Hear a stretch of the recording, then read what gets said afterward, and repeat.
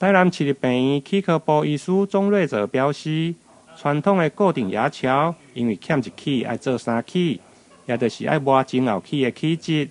甲少数人做的自体齿移植差真多。不过自体齿的移植，因为条件限制较严格，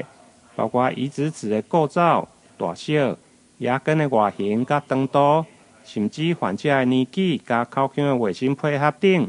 拢会影响自体齿的移植。台南市一名58岁郭女士，因为左上第二臼齿闭起，经过医师的评估，最后利用右上的第3颗大臼齿，也就是智齿来移植。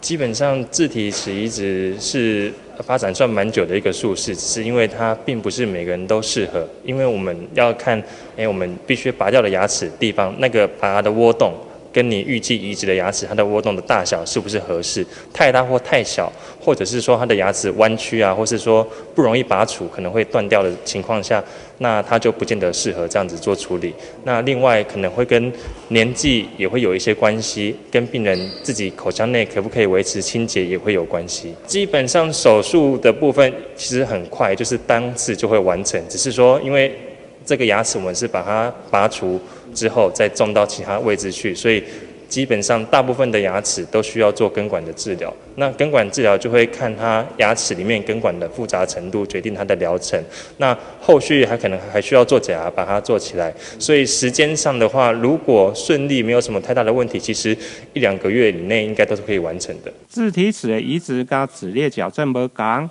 必须要将用袂到，亲像智齿拉慢落来，种伫个欠喙齿的位置，